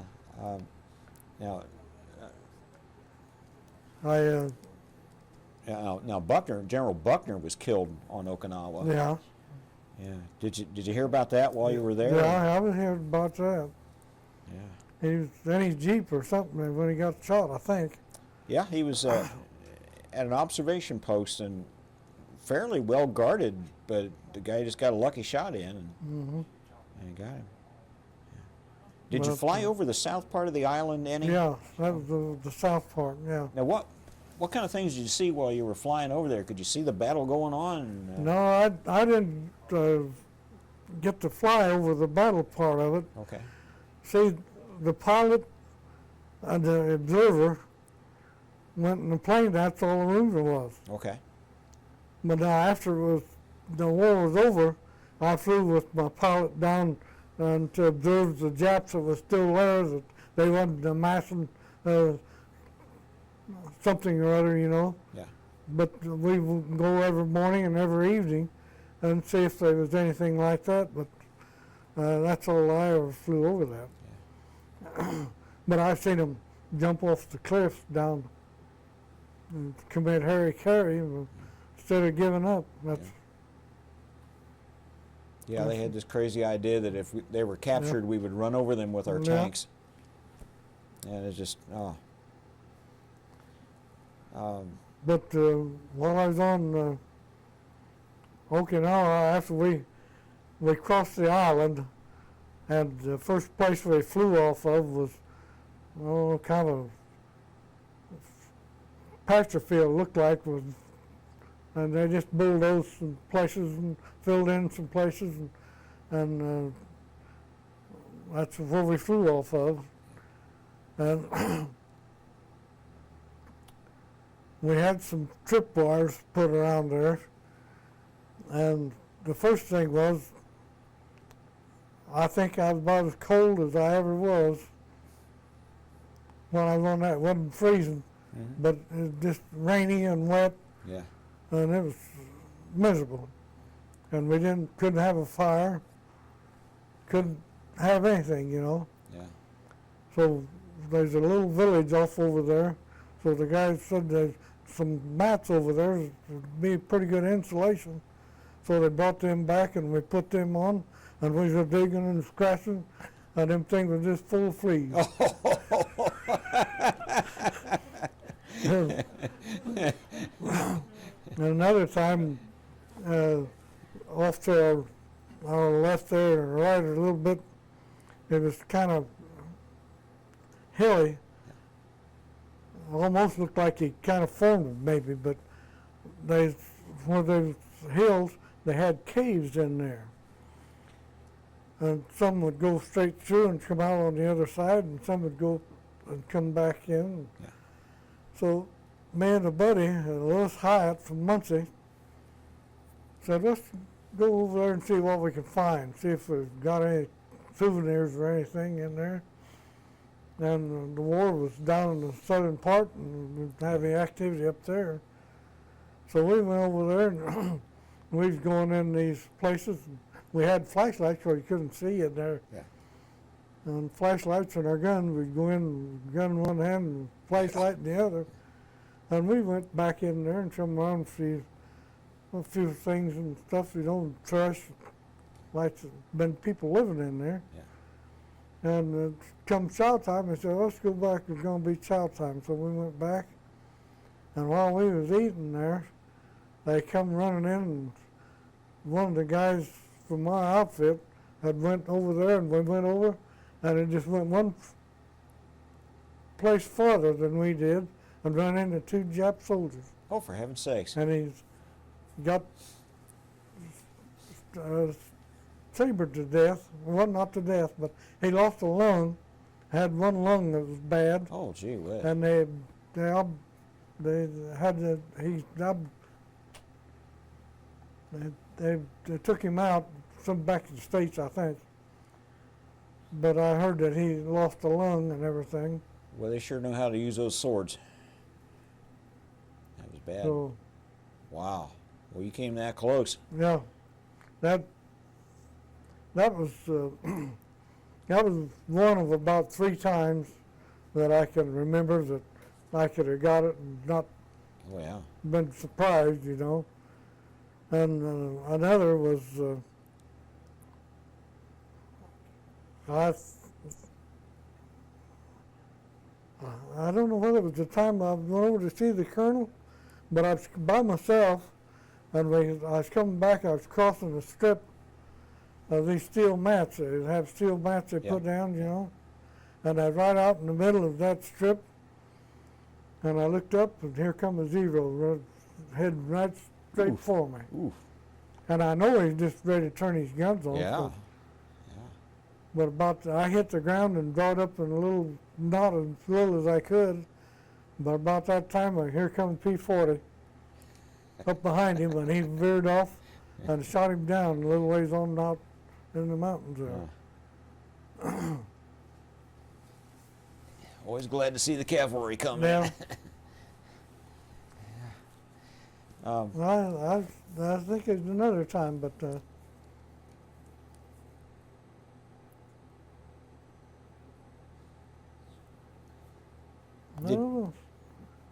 Did you get around the Okinawan people very much, or?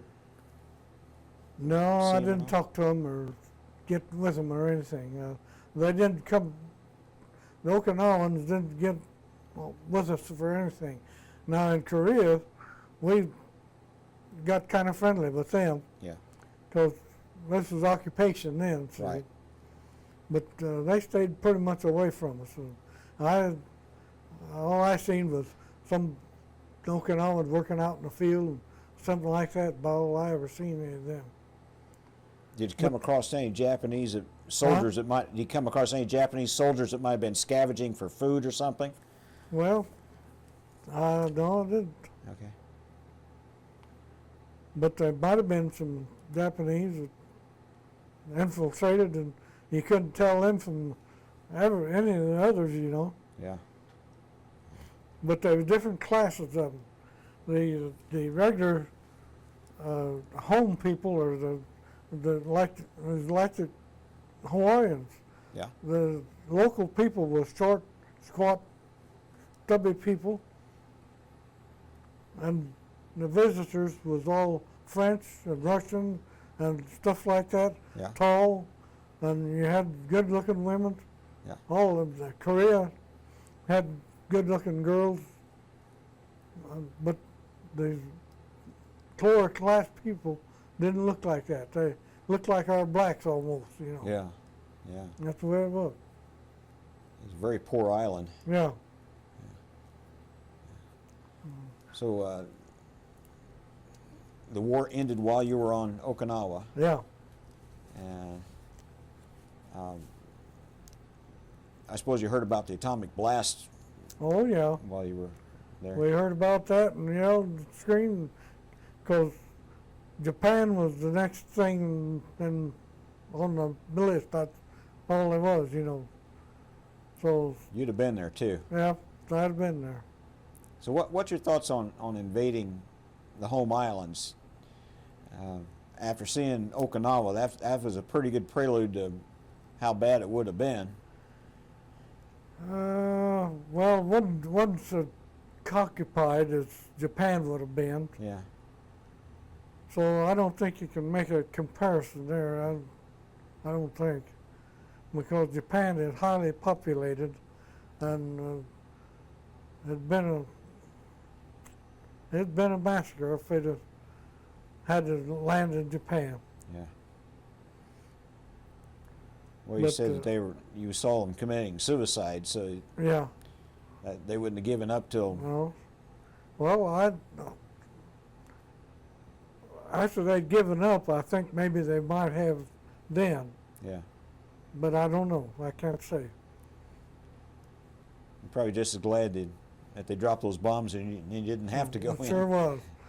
And everybody says, boy, that bomb was a terrible thing. I set them straight. Yeah. Good for you. Yeah. It was a terrible thing. What? It was a terrible thing, but at the same time, it would have been so much worse Yeah. if we'd gone in just in a directed invasion, and for them as well as us. What's that? It would have been just as bad for them as it was for us. Well, yeah, sure would. Because We'd have killed as many of them or more yeah, than what we lost. I went into Seoul, Korea,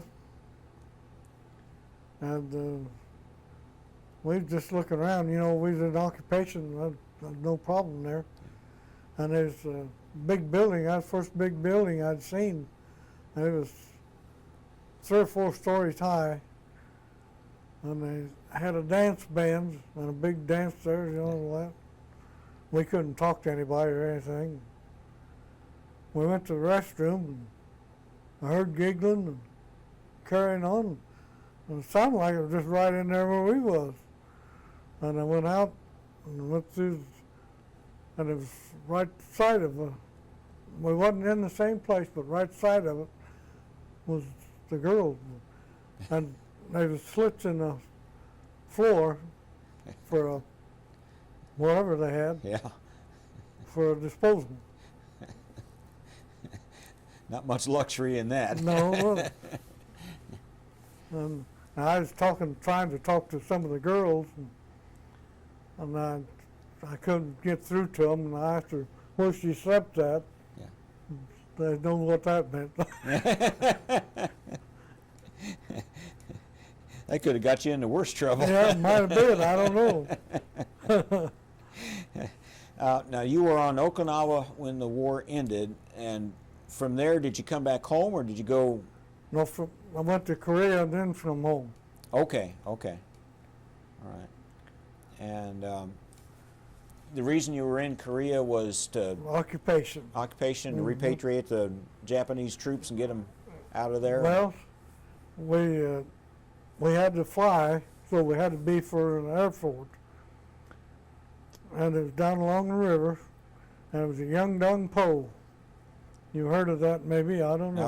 I've heard the name. But they was Japanese on one part of the field, and we was on the other part. I thought maybe they was getting sacked up over there at night, hooping and hollering, and I didn't know whether we'd have another war or not. But Yeah. they got them out of there after about a week or something like that. But they had there at the buildings, they had kind of little sheds and doors on them, and they had a door there that you opened up, and it's dried fish. And if we had some workers there, some I don't know what they done, but we paid them in dried fish every night. What we paid them on. About like working for General Motors these Yeah. days.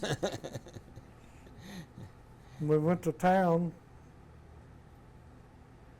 and the streets was, well, maybe as wide as these two walls. I don't know. You couldn't, if you drove a car down through there, you'd have to get everybody out. Yeah. But there's just people just everywhere, you know. Yeah. There wasn't no, you didn't see a car hardly at all. Now, you say you were in Seoul. Yeah. What was the town like at the time? Was it pretty tore up from the war, or was it? No, it wasn't torn up from the war too much, but that's just the way it was. People just everywhere. Yeah. They wasn't in the war. I know the At that Japanese time- Army had moved in. I didn't know what kind of Well, damage they might have Japanese done. had taken over for 30 years or something Well, like that's that. true. They'd had it for a while. So it wasn't at war at the time. Yeah. So you were in Korea how long before you came back? Well, the war was over in August, and I left pretty soon after that to go to Korea. I don't know, maybe in September when I was in there. Mm-hmm. In September, October, November, about 3 months. Okay.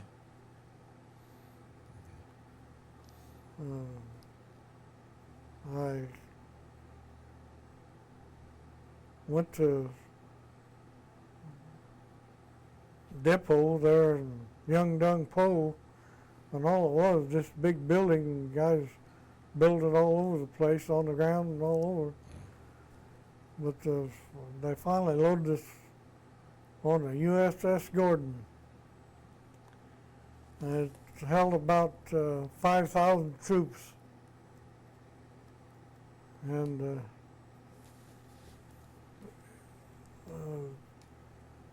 you go into the chow line and you had to stand up.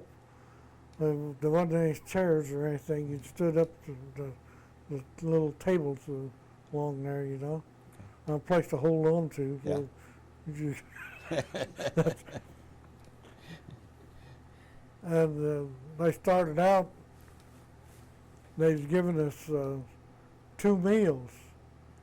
And I don't know, I guess the Army officers complained about it, so they finally started giving us a cup of soup or something like that at noon. And we line up, go through and get a cup of soup. And that was nothing better than nothing. Yeah, I guess so. How long did it We take you? got into Seattle. I went back to Seattle too. Okay. Yeah. And they took us down to Fort Lewis, and that was south of Seattle. And we stayed there for, I don't know, a few days anyway. But we was halfway between there, and I forget what the next town was, but which way you want to go, we go to town. They'd let us go to town. We went into Seattle. And I think that I seen Stan Kenton. I'm not sure, but I think maybe that's who it was, because he had a good band. Yeah. And I was thinking about it. He come from Seattle, I think it was. And I think that's who it was. But I can't prove it or know anything different than that. But it was a good band anyway. So we just looking around, you know. And they put us on a train. And we must have been on a train for 3 days, I guess, coming home. And we come through the gate of Yellowstone, and then we stopped at here in South Dakota, and the women was stopped serving boys sandwiches, and they served us pheasant sandwiches. You don't get that every day. Yeah, no, you don't. But that was pheasant season, or almost that, out there. Yeah. And they had pheasants out there like you have chickens around. Used to have. Oh, that's a big deal in South Dakota. Yeah. And we got on into Illinois or someplace, and one of the guys on the train was trying to sell us going into the railroad business. And I didn't think I wanted that, but it sounded all right to him, you know. But we got into Atterbury, and in the meantime, I was carrying a little scabbard about this size of teak wood or whatever they made them out of, fancy engraving and everything, and a rifle that they'd picked up. They said it was a air troopers rifle, and the blade on the end would fold up, and it'd fold up or fold under, I don't remember which way. Yeah. And I had a long saber, and they down at Atterbury, they said we're going through and get new clothes and everything to retire in, you know. So I had those things, and I put them under a rolled up mattress, and I come back and it was gone. Oh. Ah. Ouch. And that was about all. Yeah. I got home, and I don't know whether Thanksgiving was late that year or they put it off till I got home. But they had Thanksgiving for me when I got home. And we're getting some documents and photographs here. Now this is your certificate from I don't want to say flight school. What? Field artillery. Yeah, Field Artillery School. Field Artillery School. Okay. And you picked this up at Fort Sill, was it? Yes. Okay. They had a field there for observation and for firing for artillery, you know. Okay. All right. Let me know when you think you've had enough there. I'll get it all on there. Okay.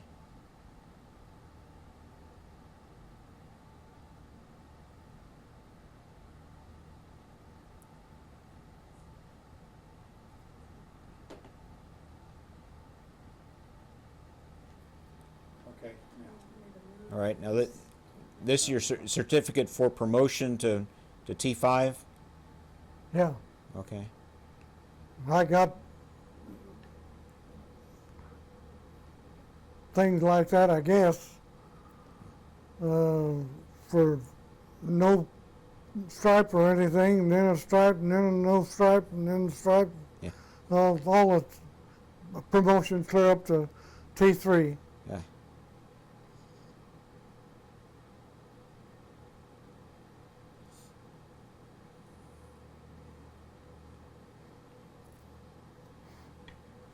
Never did have any setbacks.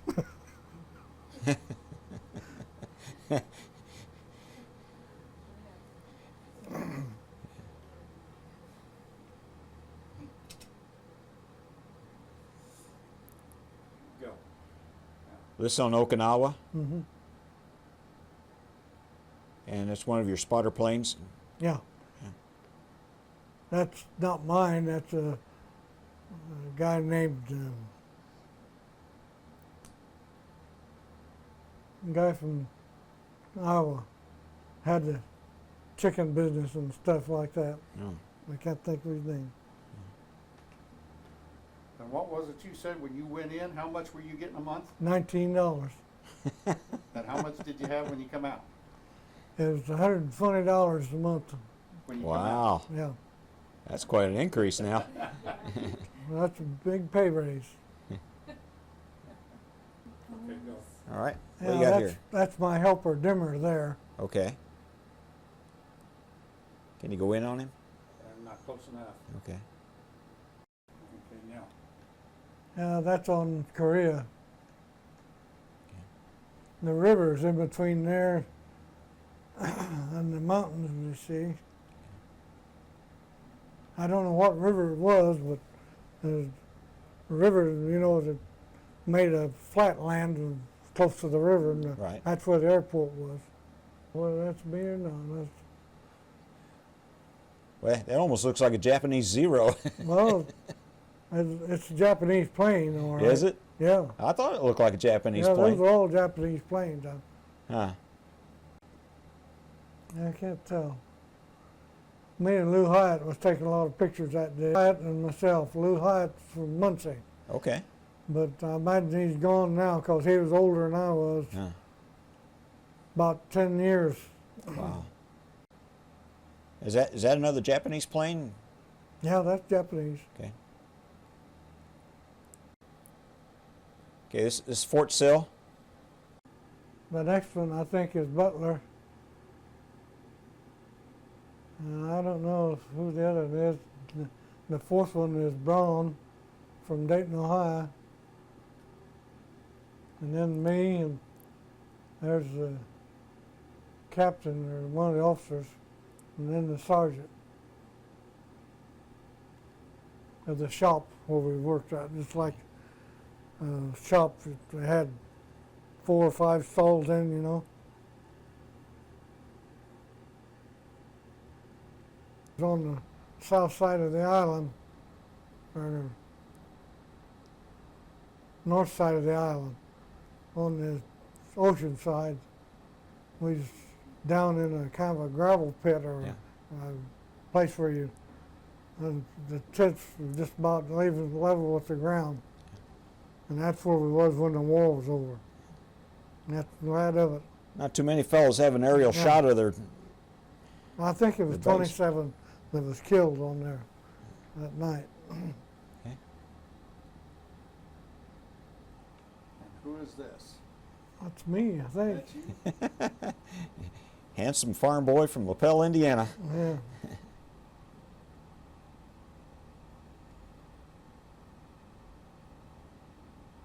All right. That was Paul Miller on the left. He's my best man. And then me. And then Betty. And you might know this gal. That's Jane Grin on the right, maid of honor. And Don Barnes is the minister. No. No, That's just the way Kip, it's going. Kip Turner on the left. And Stanley, I think, is the next guy. And then Alford is the third guy. And then Carl Klein maybe was that. Mhm. And then this was B. And then this is Charles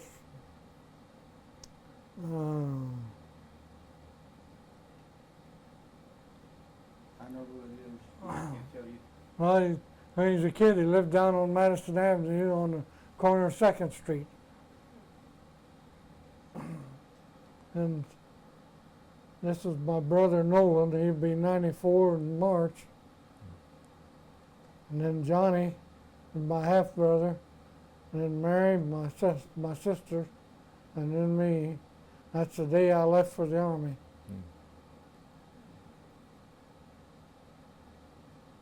Yeah, I'm at Fort Sill there. Still got some civvies with me.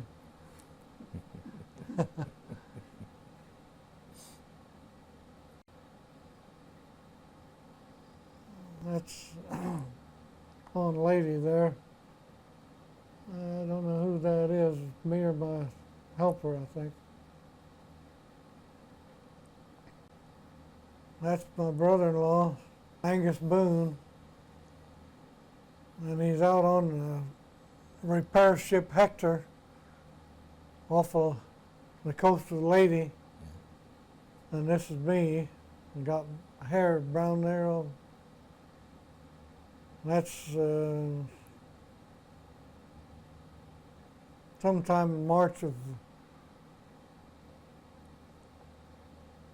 45, I guess it is, yeah. That's about, it's coral strip, you know. He couldn't do much of anything else. Make something out of it. But I wonder if they could use that for making bricks or something like that, that coral. I don't know, it looked like it could maybe. There's G.I. Jill. Now, what's the story there? Well, she broadcast the overseas radio, and I think it come from San Francisco. Okay, never heard of her. And she sounded so nice that I wrote her a letter one time and told her she sounded nice. If she looked anything like she sounded, she'd be beautiful. And she sent me that picture. Well, G.I. Jill. how about that? Yes, she's trying to show the guy with some of their old attire that they had, you know. A little bitty bone hat, you know, whatever they wore. And that's Dujin Rhee. He was the son of Sigmund Rhee, who was president of Korea at the time. He was our interpreter when I was in Korea at the Yeongdeung Po. We last left you in Camp Atterbury. Yep. You had just been mustered out. And how'd you get home from there?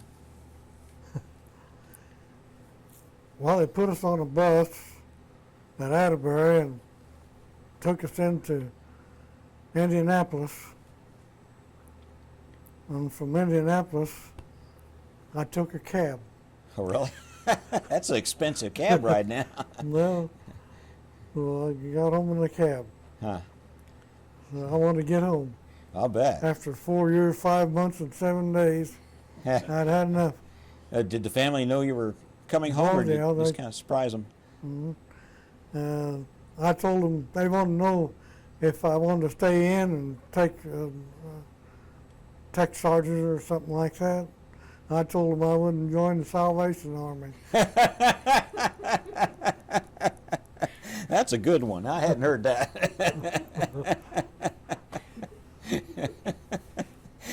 So you got back home, and who actually met you? You came back to your dad's place? Yeah. Okay. And I lived at home all that time, and guide was on strike at that time, of course.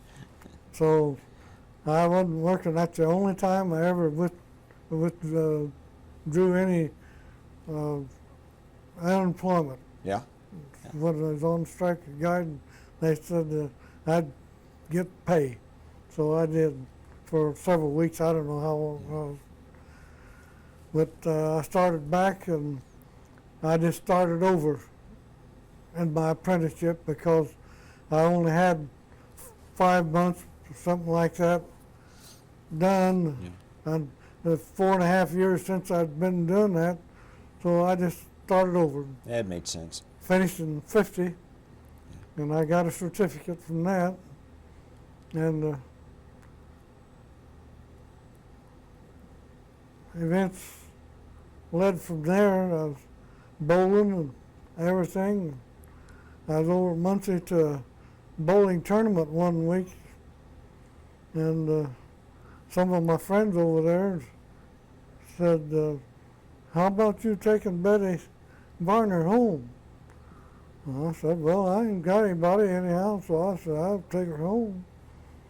3 months later, we was married.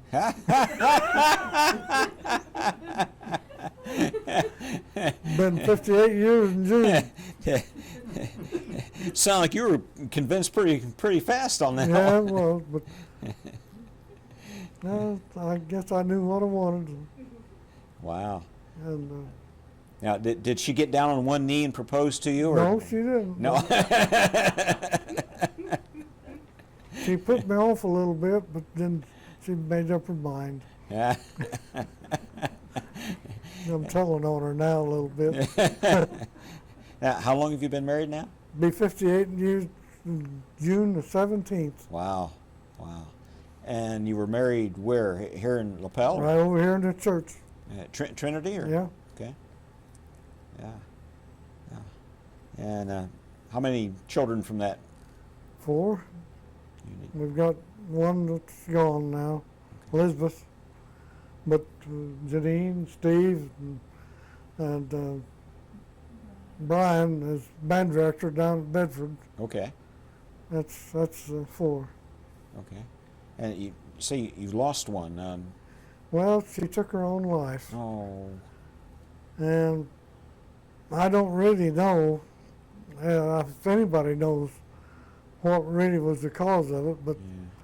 she was depressed. She graduated from Ball State, and she thought she ought to have a better job, but I don't know where that had anything to do with it or not, but that's, Been through that myself. Pretty Yeah. helpless. Pretty helpless feeling. Pretty helpless feeling. And what about the rest of them? What's become of them in life? what? What about the rest of them? What's become of them in life? Yeah, you other children. Well, that one there, I don't know about her. She got a new house and everything over at Franklin, Janine. and this one here's got almost a new house, and a lot of buildings around it and everything. Got a job. He's driving every day for Yeah. Bays. Yeah. He's been to Korea 2 times, and he come back and he said, you can't tell them damn people a thing down there. He wasn't going back anymore.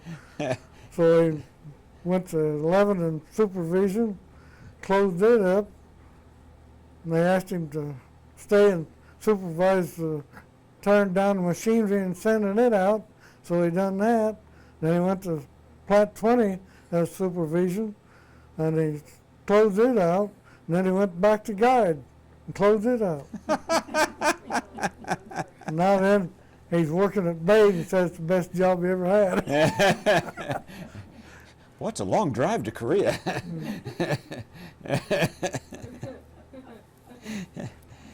Which one was the hardest to raise? Oh, Maybe we shouldn't say that one. I wouldn't say any of them because we had good kids, you know. Yeah. We did really have good kids. And, Now you and Betty have been married a long time. What makes her special? What's oh,